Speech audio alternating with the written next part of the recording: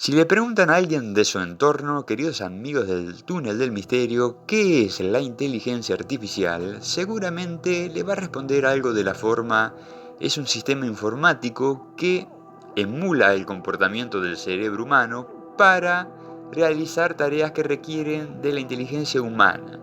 Y más allá de la ambigüedad, porque el concepto mismo de inteligencia admite muchas definiciones distintas, la podemos tomar como una definición coloquial y entendemos lo que quiere decir. Sin embargo, palabra más, palabra menos, está describiendo lo que es una red neuronal.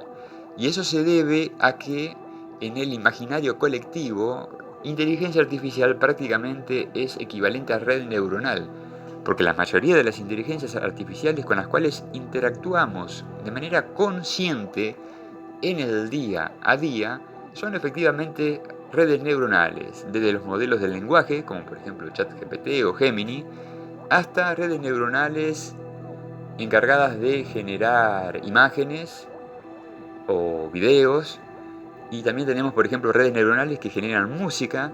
Son diferentes estructuras, arquitecturas de redes neuronales que, bueno, van desde los transformers hasta las redes convolucionales, pasando por las redes recurrentes, entre otras muchísimas arquitecturas de redes neuronales. Pero el mundo de la inteligencia artificial es mucho más amplio. Dentro del mundo de este universo de la inteligencia artificial se encuentran las metaheurísticas, sobre las cuales hemos hablado mucho en este canal. Y dentro de las metaheurísticas tenemos los algoritmos bioinspirados. Todos ellos se suelen utilizar, las metaheurísticas en general, para abordar problemas de optimización matemática. Por ejemplo, optimizar, ya sea maximizar o minimizar, funciones reales de varias variables, sujetas a restricciones que pueden ser de igualdad o desigualdad. También eso lo hemos visto en el canal.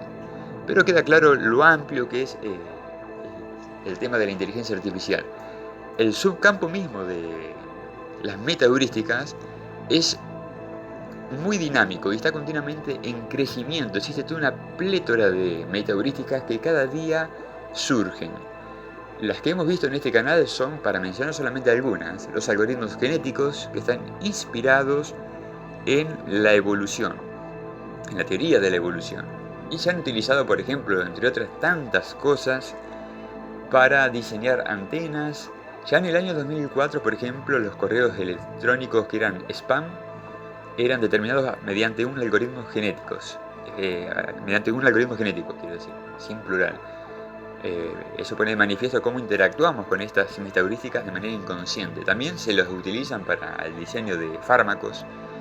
Otras metaheurísticas o algoritmos bioinspirados son el optimizador de manada de lobos, el algoritmo de murciélagos, el algoritmo de ballena, que me interesó y la verdad que me pareció muy eficiente. Lo hemos visto también en este canal. El algoritmo de polilla. También vimos la optimización por enjambre de partículas. Hemos visto también una metaheurística que no es bioinspirada, pero muy fácil de programar, que se conoce como algoritmo del seno-coseno, y otras tantas que se pueden ver en mi canal visitando la lista que se conoce como algoritmos bioinspirados.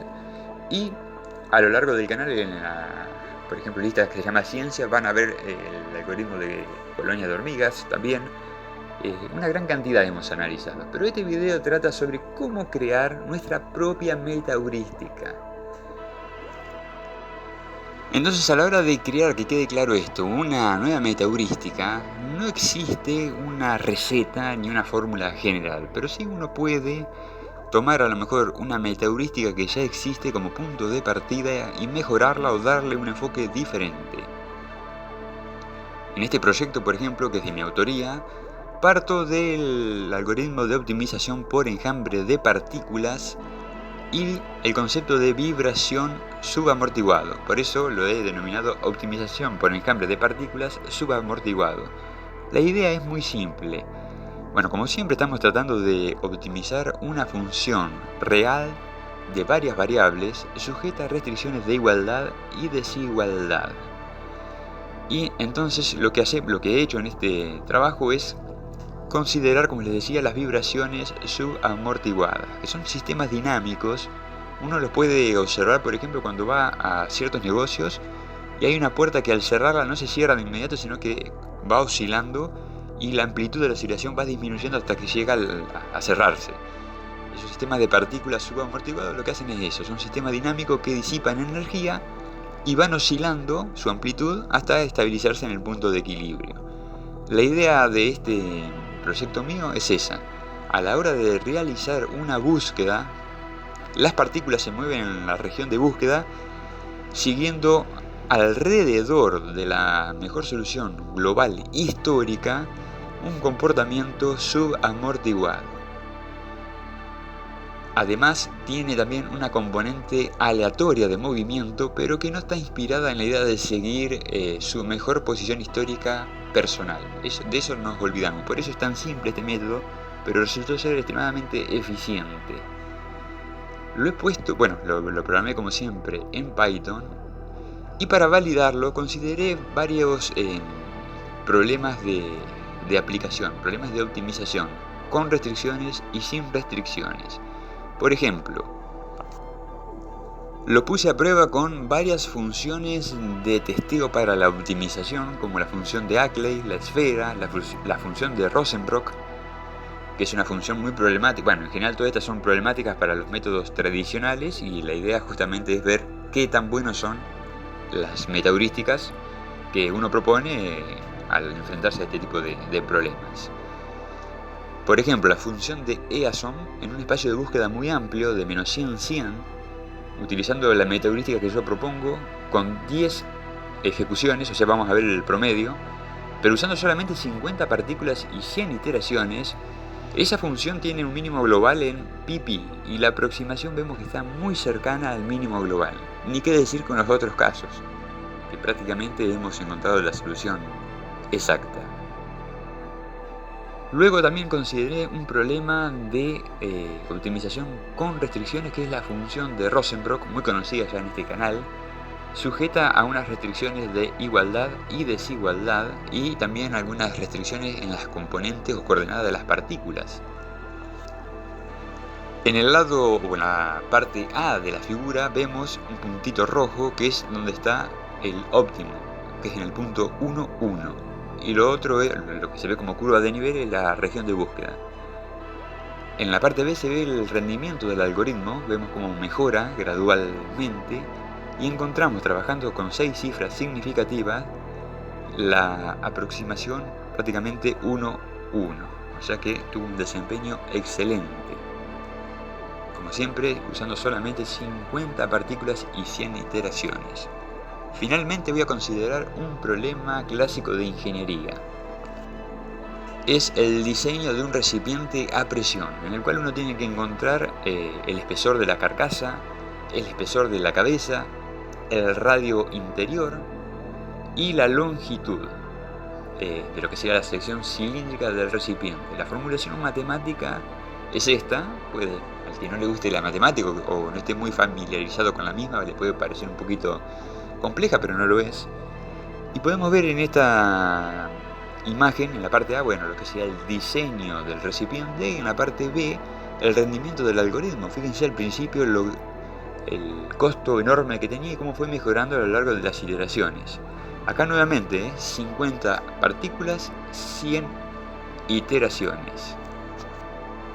Y si lo comparo con otros algoritmos o metaheurísticas que están bien establecidas ya en el mundo de la inteligencia artificial, como el algoritmo de murciélagos, un algoritmo genético, el algoritmo de Cuco, entre otros, vemos que nuestra metaheurística se encuentra en la posición número 2, o sea que hemos obtenido una solución muy aproximada a la real, y a tal punto que superó a otras metaheurísticas establecidas. Como les digo, usando muy poquitos agentes, pocas iteraciones, y además este proyecto que yo implementé en Python calcula el tiempo de ejecución del algoritmo.